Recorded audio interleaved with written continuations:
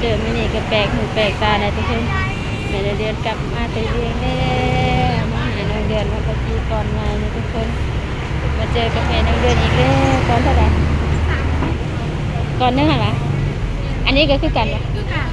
ก่อนไงกะจีก่อนไงเด้อทุกคนเด้อ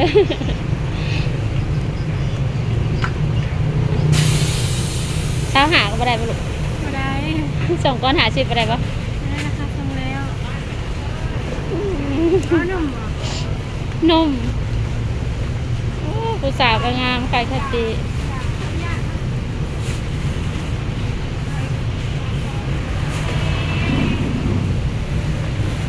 นมเท่าเจ้าใดใส่นมเอาก็เป็นฟองที่เช้ากัน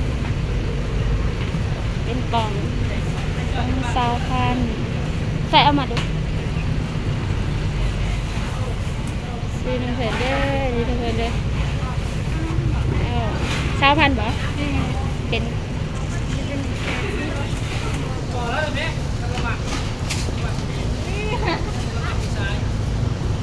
เป็นแสน80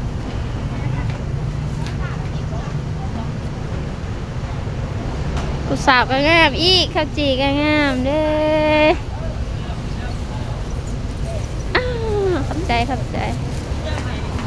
ตีก่อนใหญ่เด้อทุกคน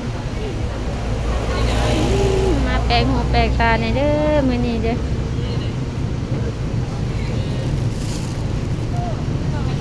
โดยใจเด้อโดยรถมีแม่นเดินกำลังสิออกมาเด้อทุกคนเด้อมานครหลวงเวียงจันทน์มา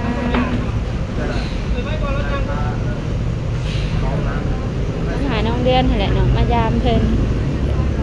บ้านเพิ่นเฮ็ดบุญอะไรกันเลยว่ามายามเพิ่นมาลินน้ำเพิ่นเดี๋ยวนี้แม่นเดือนกำลังสิกลับเมื่ออยู่เด้อทุกคนเดินนี่รถแม่เดินนี่เด้อโอ้ตัวนี้นุ่มนะตัวนี้นะโอ้โบได้เห็นซ้ำนะ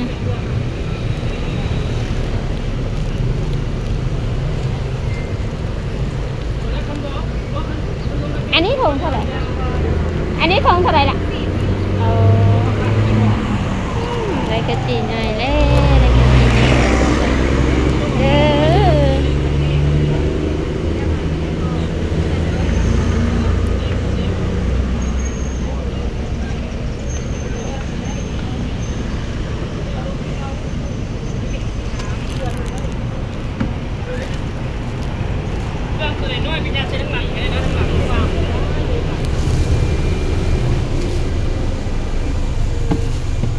รถเรียก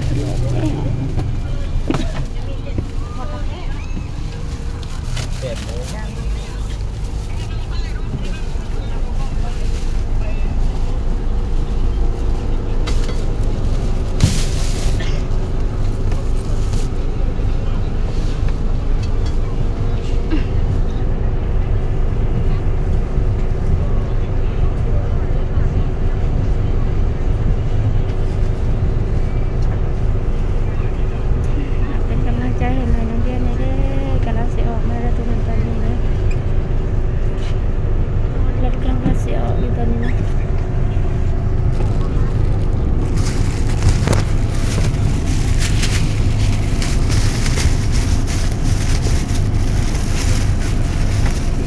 ต้น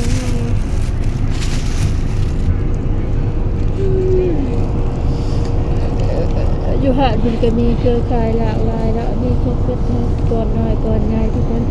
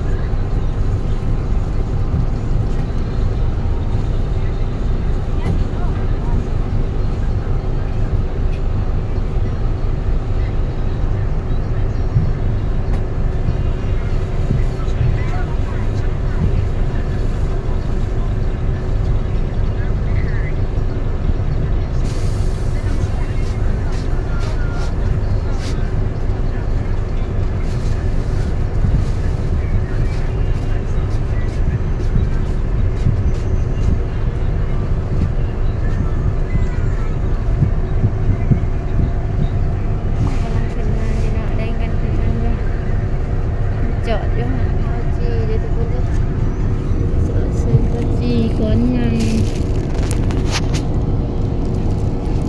ลูกค้าไปหลายนะตัวนุ่มเลยก็มี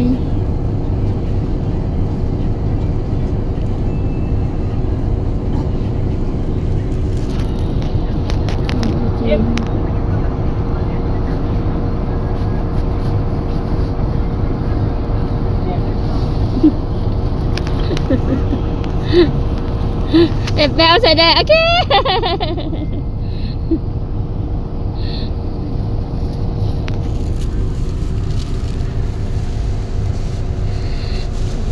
ขอเราลาไปก่อนเขาจบคลิปตัวนี้เด้ไปพบไปเจออีคลิปต่อไปเด้อทุกคนเด้อฝากลุงกับสบายดีหอดตะแขกสิท้ายคลิปให้เบิ่งอีกทีหนึงเนาะ